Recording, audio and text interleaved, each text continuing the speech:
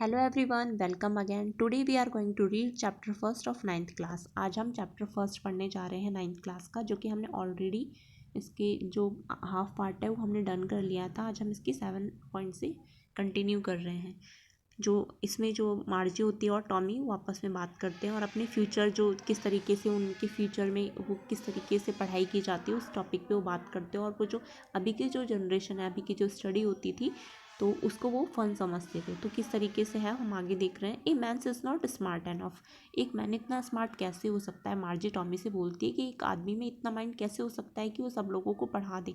Sure he is my father knows as much as my teacher.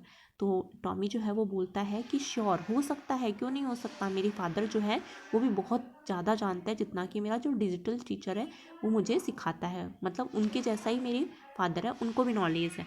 He knows almost as much I betcha. Betcha होता है bet you in fast speech. जब कोई चीज़ हम fast तरीके से बोलते हैं तो उसको बोलते हैं।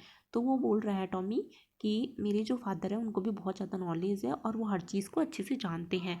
Margie was not prepare to dispute that. Margie बिल्कुल भी इस टॉपिक पे ज़्यादा बहस नहीं करना चाहती थी, क्योंकि उसे पता था उसे ज़्यादा नॉलेज नहीं है, तो इसलिए वो इस पर बहस नहीं करना चाहती थी। शी सैड, उसने कहा, I would not want a strange man in my house to teach me. Margie बोलती है कि मैं कोई भी ऐसे व्यक्ति को नहीं चाहती कि वो मेरे होम पे आए, मेरे घर पे आए और मुझे टीच करे। मतलब जो स्ट्रेंज पर्सन है जिसको मैं नहीं जानती और मेरे घर पे आके मुझे पढ़ाए, वो मुझे बिल्कुल भी पसंद नहीं है।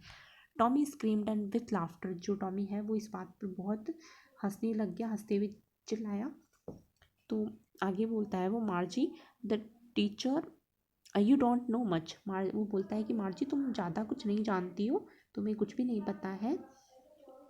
The teacher didn't live in the house. जो टीचर हैं वो घर में नहीं रहा करते थे।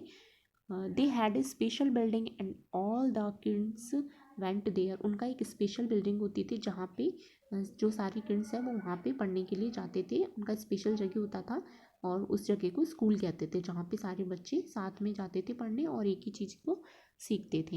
And all the kids learn the same thing. अच्छा, तो सारे बच्चे सेम चीज़ें ही सीखते होंगे। Sure if they were the same age. हाँ, क्योंकि वो सेम एज के थे। टॉमी ने बताया मार्जी को, क्योंकि वो सेम एज के थे तो वो सेम चीज़ें ही सीखते थे। But my mother says a teacher has to be adjusted to fit the mind of each boy and girl it teach and that each kid has to be taught differently. फिर Margie जो है वो बोलती है कि मेरी जो माँ है वो मुझे कहती है कि जो टीचर है वो प्रत्येक लड़के व लड़की को, जो गर्ल और बॉय होते हैं जिसे वो पढ़ाता है, उसके दिमाग के अनुसार फिट होने के अकॉर्डिंग उसे ढालता है। मतलब जैसे उसके माइंड में जो चीज़ें वो अपने माइंड में स्टोर कर लेता है उसके अकॉर्डिंग उसे पढ़ाया जाता था। और बच्चों का, और जो बच्चे होते हैं उनका माइंड भी अलग अलग तरीके से होता है। मतलब कोई भी बच्चा है, जैसे गर्ल है बॉय है, सबका जो माइंड है वो अलग अलग तरीके से होता है, तो उस तरीके से उसे पढ़ाना होता है। तो वो कैसे करते थे ये सब, मतलब उस जब सब बच्चे वहाँ पे सेम एज के होंगे रहते थे तो वो कैसे कर लेते थे। तो इस बात को वो पूछ रही है। Just the same they didn't do it, they way them. If you don't like it you don't have to read the book. तो वो कह रही है कि तुम मेरी बात को समझने की कोशिश करो। निश्चित रूप से यदि वे एक ही आयु वर्ग के होते थे, तो वो बोल रहे हैं कि वो एक ही एज के थे और वो क्या करते थे, उन्हें चीज़ें समझना आसान होता था, क्योंकि वो साथ में पढ़ते थे, एक दूसरे की हेल्प कर देते थे। किसी को कोई प्रॉब्लम होती थी वो उसकी हेल्प कर देता था और वो उसकी हेल्प कर देता था। तो आगे वो बोल रहे हैं कि just the same they didn't do it the way them.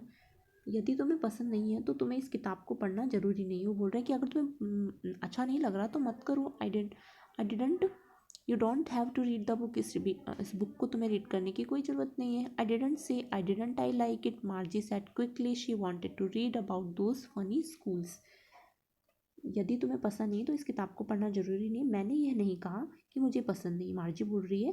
मार्जी ने फटाफट से बोला, मैंने तो ऐसा नहीं बोला कि मुझे पसंद नहीं, क्योंकि उसको वो चीज़ इंटरेस्टिंग लग रही थी मार्जी को। तो उसने बोला कि मैंने तो ऐसा नहीं बोला कि मुझे ये सब पसंद नहीं है। They weren't even half finished when Margie's mother called Margie school. उन्होंने अभी तक हाफ ही कंप्लीट किया था उस बुक को, और इतने में मार्जी की मदर ने मार्जी को बुलाया, मार्जी स्कूल की, मार्जी तुम स्कूल के लिए जाओ। Margie looked up, not yet mamma. मम्मा अभी अभी नहीं जाऊंगी मम्मी, अभी थोड़ी देर वेट करो। Now said Mr Jones and it's probably time for Tommy too. और जो जॉन्स है, मिसेस जॉन्स, उन्होंने भी टॉमी को बुलाया कि टॉमी तुम्हारा भी टाइम हो गया है स्कूल के लिए। Margie said to Tommy, Margie ने टॉमी से कहा, can I read the book some more with you after school.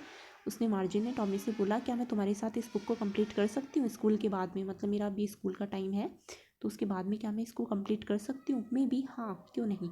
He sad नॉनचेंटली, उसने ये बात जल्दी सी बोली कि ठीक है तुम्हें पढ़ना है तो तुम पढ़ सकती हो। नॉनचेंटली का मतलब होता है केयरलेसली, मतलब उसने रूखे तरीके से बोला, उसका मन नहीं था कि मेरे साथ ये बुक को पढ़े या फिर मैं इसके साथ अपनी बुक को शेयर करूँ। He walked away whistling the dusty old book tucked beneath his arms. इतना कह करके जो टॉमी है वो अपनी जो बुक थी, जो उसको दादाजी की बुक मिली थी, उसको अपनी काख में दबा करके वहाँ से निकल गया और वो सीटी बजाते हुए काख यानी अपनी जो आर्म होती है, जो उसकी भुजा होती है, उसके नीचे उसको दबा के चला गया और सीटी बजाते हुए वो आगे बढ़ने लगा। Margie went into the school room. It was right next to her bedroom and the mechanical teacher was on and waiting for her. Margie जो है वो स्कूल रूम में गई, उसका स्कूल रूम उसके घर के पास में ही था। It was right next to her bedroom, bedroom की साइड वाला ही था। उसका क्लास मतलब उसके घर में ही क्लास होती थी और वो इसी का स्कूल होता था, एक पर्सनल कमरा होता है जहाँ पे वो स्टडी करती थी। एंड द मैकेनिकल टीचर, जो मैकेनिकल टीचर है वो उसका वेट कर रहा था। It was always on at the same time every day, वो हमेशा सेम टाइम पे आता था। जो मैकेनिकल टीचर होता है वो सेम टाइम पे आता है except Saturday and Sunday, Sunday और सैटरडे को छोड़ करके वो हमेशा डेली अपने टाइम पे ही आता था।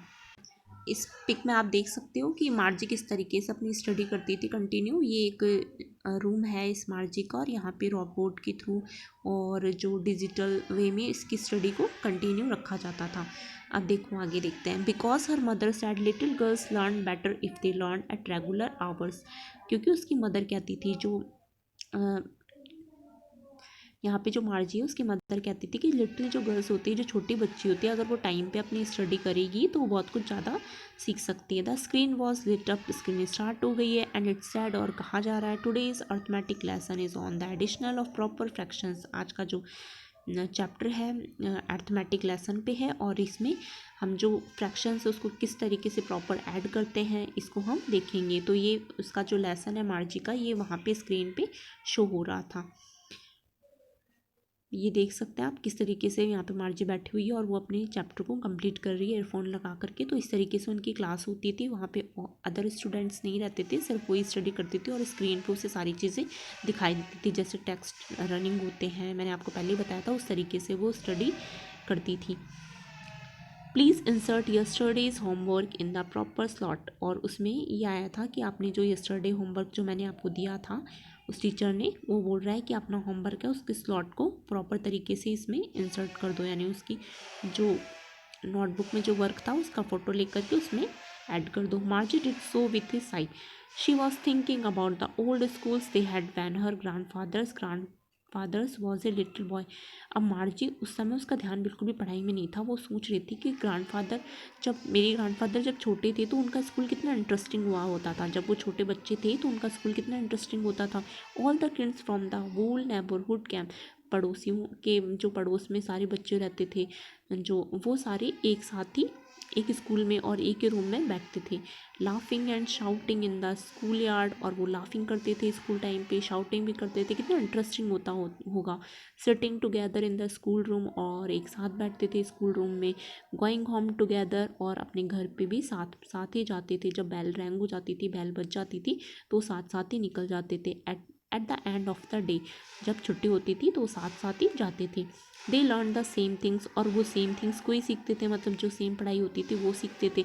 सो they could help one another with the homework and talk about it, और वो इसी कारण से एक दूसरे की हेल्प भी कर देते थे और उसके बारे में अच्छे से बात भी करते थे। And the teachers were people, और जो लोग होते थे जो पढ़ाते थे वो भी, जो टीचर्स थे वो भी लोग थे, मतलब एक आदमी था, एक ह्यूमन बींग्स था जो कि पढ़ाई करवाता था। The mechanical teacher was flashing on the screen when we add fraction 1/2 and 1/4, और यहाँ पे जो उसकी स्क्रीन थी मार्जी की, वहाँ पे ये शो हो रहा था कि उसका जो टीचर है, जो मैकेनिकल टीचर है, जो डिजिटल तरीके से उसको पढ़ाई करवा रहा था, वो फ्रैक्शन को ऐड करते हुए बता रहा था 1/2 and 1/4। मार्जी was thinking about how the kids must have loved it in the old days. She was thinking about the fun they had. मार्जी सोच रही थी कि पुराने दिनों में बच्चों को कितना अच्छा लगता होगा। वह उस आनंद के बारे में सोच रही थी जो वे लेते होंगे। मतलब उसको बहुत अच्छा लग रहा था कि लाइफ कैसी होती है, कैसे बच्चे एक साथ स्कूल रूम में बैठते हैं, पढ़ाई करते हैं, मौज मस्ती करते हैं, चिल्लाते हैं, और छुट्टी जब होती है तो साथ में जाते थे, तो वो बहुत ज़्यादा इंटरेस्टिंग हुआ होता था। तो यहाँ पे हमने जो ये चैप्टर पढ़ा है, जो स्टोरी पढ़ी है, ये 150 ईयर्स आफ्टर की है कि इन फ्यूचर आपकी जो क्लास होगी वो किस तरीके से होगी, घर पे डिजिटल तरीके से आपकी स्टडी होगी।